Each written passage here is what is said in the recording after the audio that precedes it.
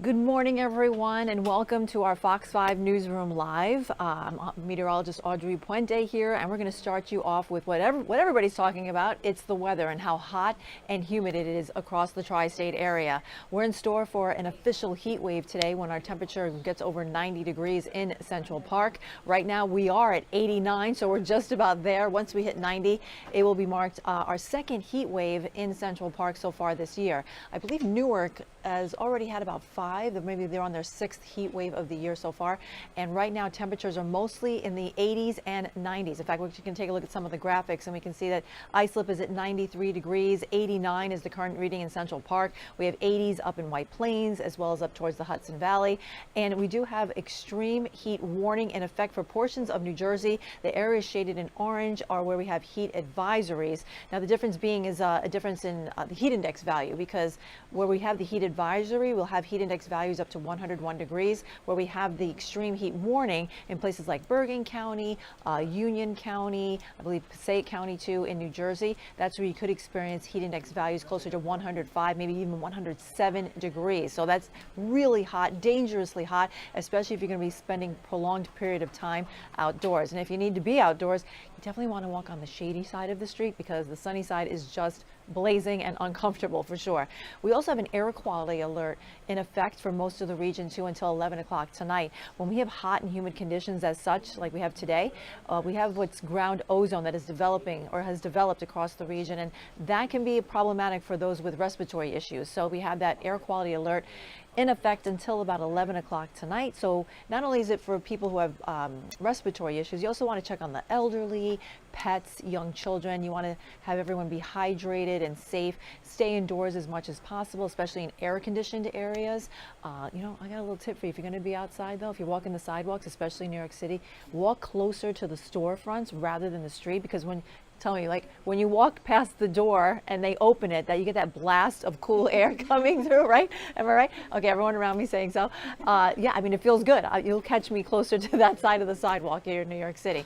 All right, folks. So again, temperatures in the 80s, heat index values, let's talk about that. They're already near 100 degrees in many spots. I believe in Newark, we'll probably see heat index value well over 100 degrees if it's not there already. I don't exactly have those numbers up just yet.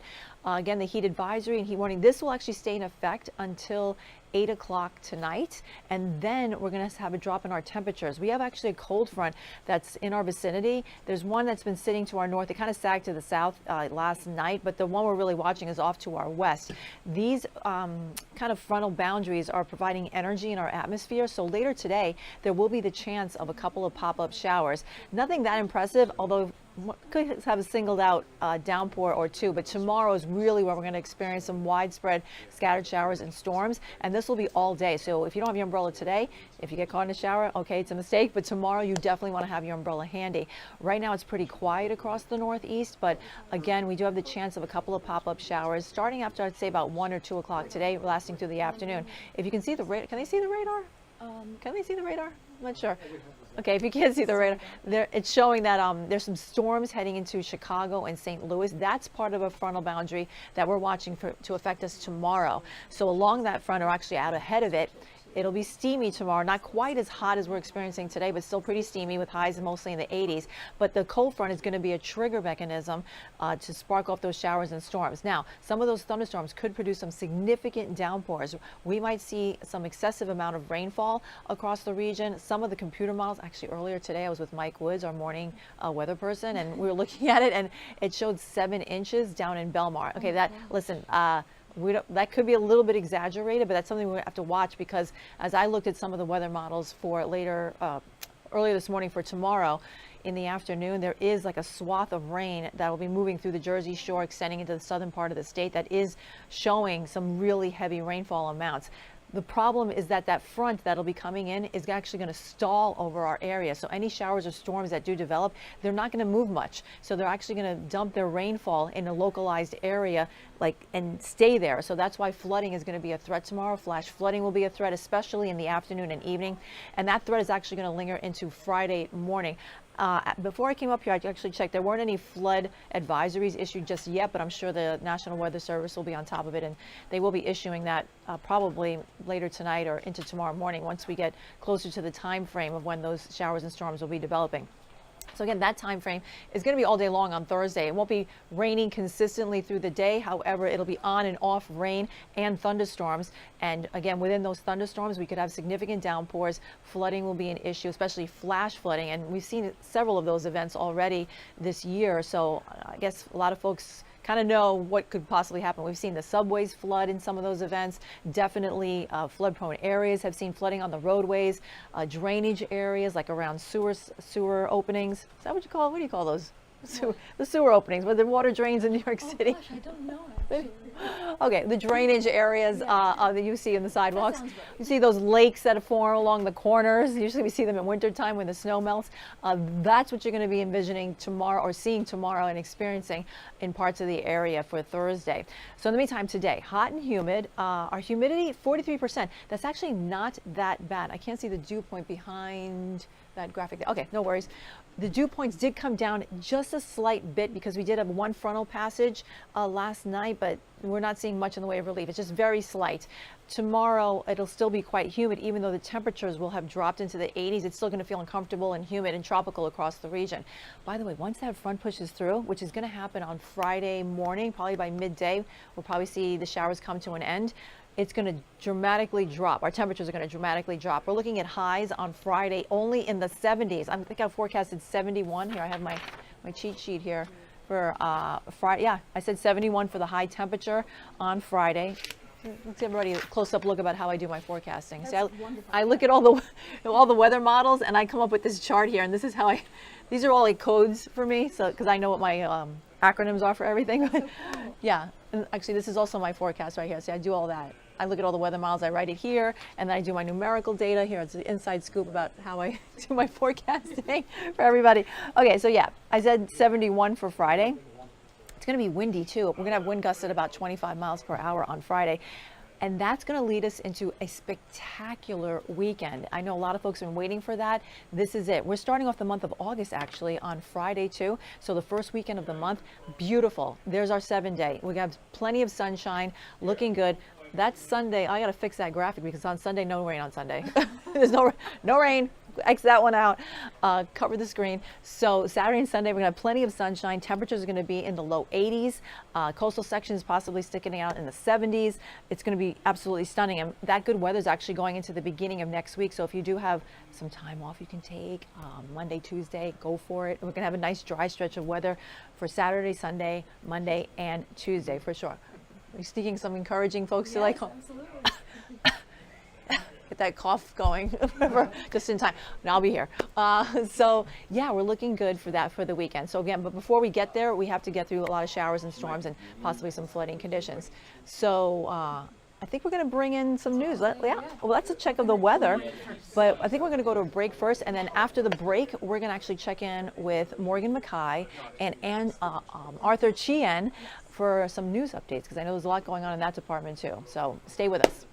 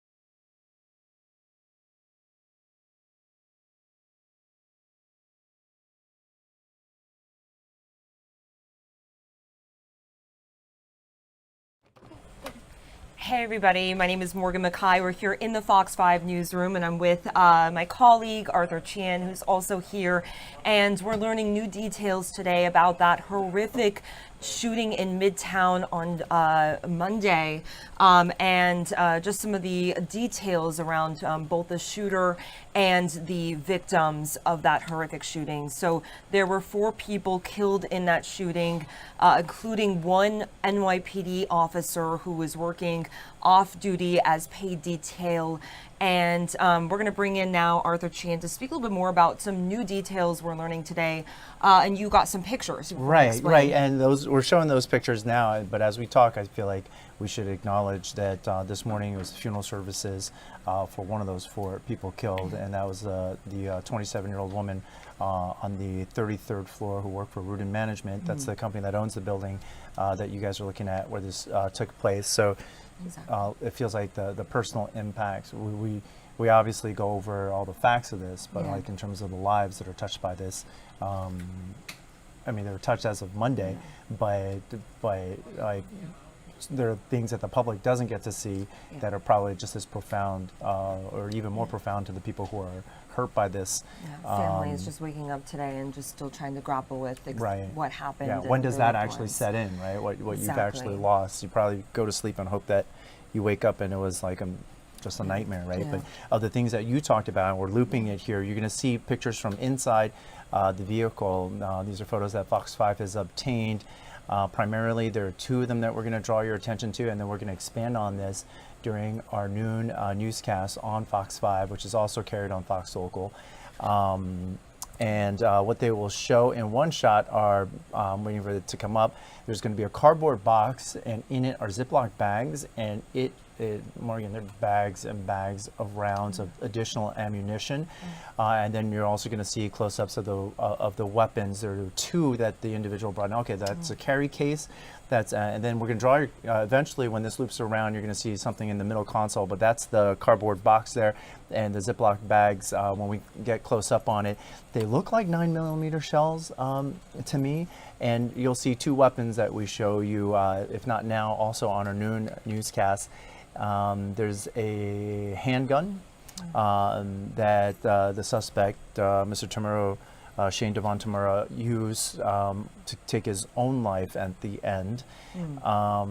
And then, I mean, part of the thought of this is if he got back to his car, he had a whole box of additional ammo, right? And that's what police officers are doing today, is combing through those vehicles that were parked. The vehicle that was parked outside, double parked, the shooter left double parked BMW, went inside, and then there's 2 teams as well that are in Vegas or in Nevada trying to look at the shooter's home and piece together any evidence there as well. Right. They want to know, because it seemed like he didn't procure all the weapons that he had, right? So there is one individual in the state of Nevada that they've already started talking to. They want to know, like, what was your role in this? Was there any sign?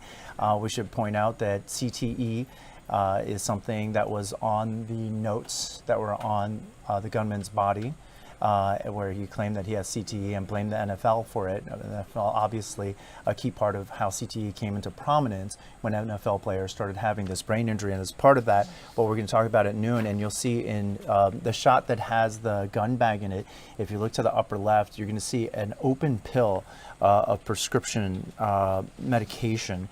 And our sources in law enforcement tell us they found at least 2 types of medication inside his vehicle. One is a Zoloft generic, which when we checked, we found is used to treat depression and panic disorder, amongst other conditions. And then another one, and I don't know if I'm pronouncing it correctly, but Devalproex, which can be used to treat conditions that include bipolar disorder and epilepsy. Obviously, we're talking about mental illness here, but we also want to point out that there are a lot of Americans, countless Americans, who suffer from mental illnesses, who don't pick up a gun, who don't execute a mass shooting.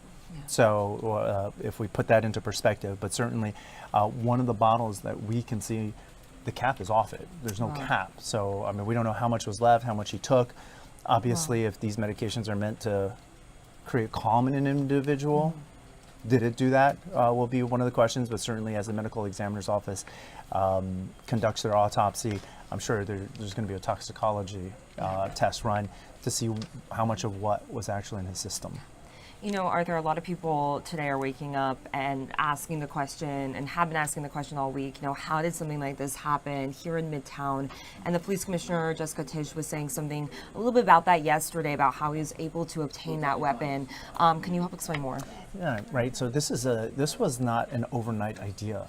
The suspect, if the facts are as we know them now, had to plan this and had to drive a long time, practically across this country, to get here. There's so many opportunities to sort of stop and pull over and say, you know what, this isn't what I want to do. Yep.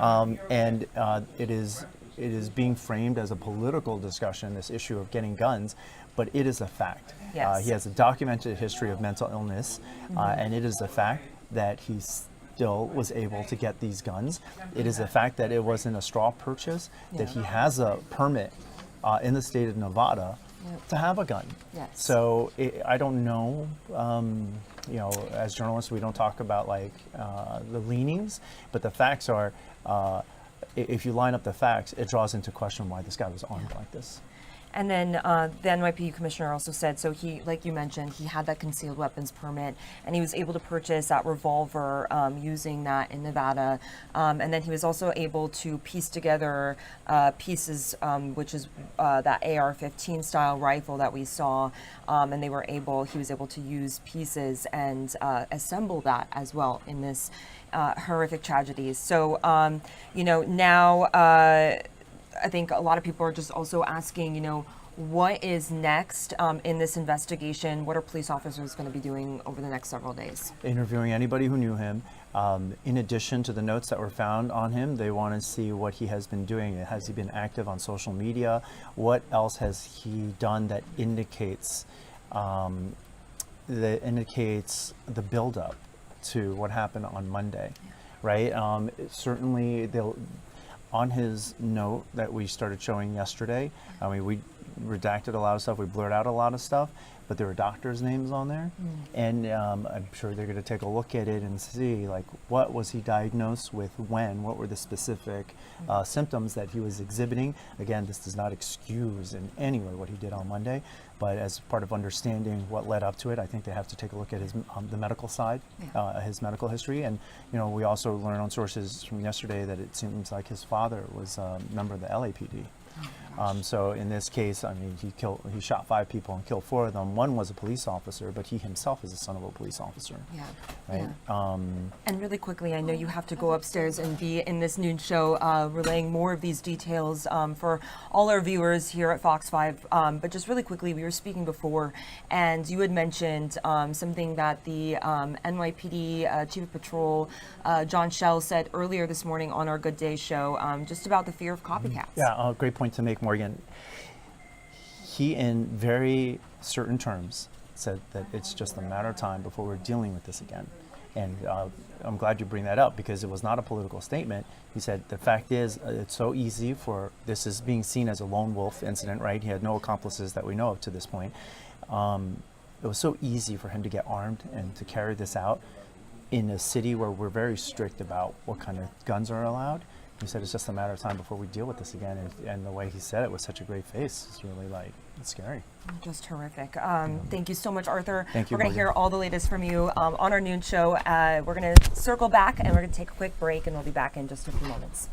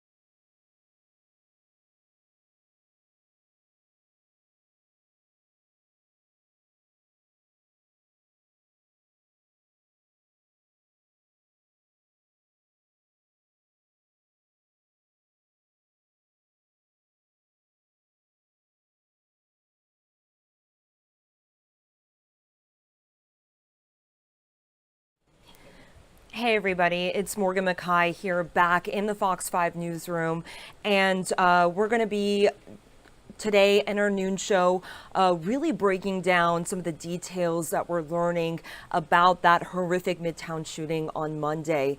So what we know right now is the shooter, Shane Chimura, he went into that building on Monday and he shot and killed 4 people. He also shot a 5th person who is currently recovering. The 4 people who were shot includes an NYPD officer who was working off duty as paid security. His family right now is grieving. He's leaving behind a pregnant wife and 2 children. We are also learning this morning that the Democratic nominee for the mayoral race, Zoran Mamdani, he landed this morning in New York City. He was in Uganda celebrating his wedding for 2 weeks. He is now back in the city, and he immediately after he got off the plane, according to his campaign, he went and met with the officer's family. He's going to be holding an event later today to speak about more about this horrific shooting and a little bit of a bigger picture on what we know from that horrific tragedy on Monday is the shooter went inside this building at 345 Park Avenue, and he is believed to have been targeting the National Football League, according to a sort of suicide note found in his wallet, according to Mayor Eric Adams and the police commissioner Jessica Tisch.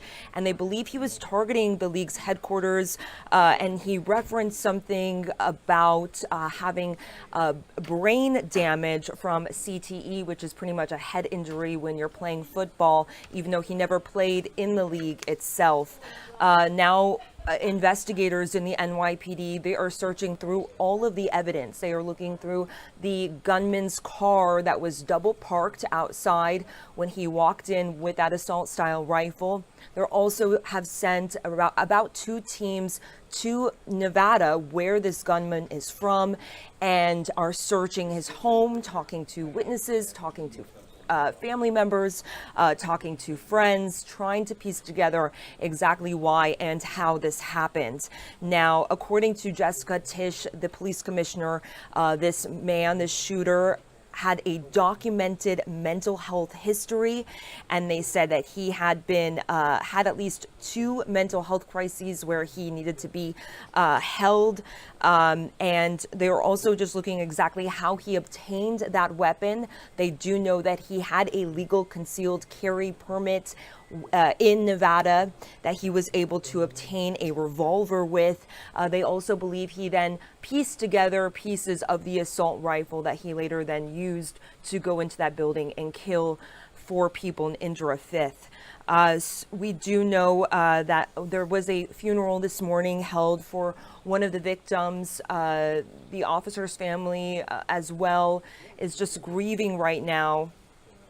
We are also looking at exactly, what went into, again, the purchasing of this weapon. And today, as our reporter Arthur Chien is going to detail a little bit later in our show at noon, he's going to explain just what was found in that car so far, which was extra ammunition, and how much worse it could have been if he was allowed to return to his car. Shane Chimura, the alleged shooter, he went up to the 33rd floor and he shot himself before police. We do have one question if you want. Oh, we do have one question. Go ahead. Did Hochul call for a ban on guns? So Governor Kathy Hochul is calling for a ban on assault-style rifles. She has been calling for this for a while. As many of you know, in New York, we have very stringent gun laws here. So the big question I think a lot of people have had all week and this morning is exactly how something like this was allowed to happen. And Democrats, including Governor Kathy Hochul, have said it's a fault of what's called the iron pipeline, which is when you're allowed to purchase a firearm in a different state and then bring it over here to New York. And that's exactly what happened here. They were saying that there is no amount of gun laws that they could have here in New York that would be able to prevent that. That's why they're looking at a solution on the federal level, and they've been calling on Congress today to pass a ban on assault-style weapons. Now, Governor Hochul was asked yesterday about how when President Joe Biden was president, Democrats had control of both the House and the Senate, and they still weren't able to get this type of ban done. And Governor Kathy Hochul said that they've been let down by Congress. So they are looking and hoping for some sort of federal solution, but that is unlikely to happen, especially with the Republican-held House and Senate and with President Donald Trump. However, there's just not a big appetite right now in this country for that sort of ban. But Governor Kathy Hochul calling on that today and encouraging lawmakers to really come up with a solution to make sure, especially people with mental health, blocking those being able to purchase a weapon. Later today, we're also going to be looking at just some of the candidates running for mayor, their responses today to this horrific shooting. Again, Zora Mamdani, he has been away in Uganda for about 2 weeks. He has been celebrating his wedding. He's from Uganda. He moved to New York City when he was 7 years old and became a naturalized citizen when he was in 2018. And he flew back yesterday and arrived in New York City this morning. His campaign says he went immediately to the slain officer's family to just let them know that, he's there for them. And he's going to be speaking a little bit more about that and the other victims who were killed yesterday in that horrific shooting. And he's going to be doing that later today at 2 p.m. And so we will be there and asking him some questions about sort of what's next and some of his platforms when it comes to law enforcement if he were to be elected. So you're going to want to hang in for our noon show. Again, we're going to have all of the latest details that we're learning about that shooter from our reporter Arthur Chien, who's going to really be breaking down exactly what led up to that shooting on Monday and what NYPD officers are grappling with today. So thank you all, and we'll be back tomorrow. Thank you so much.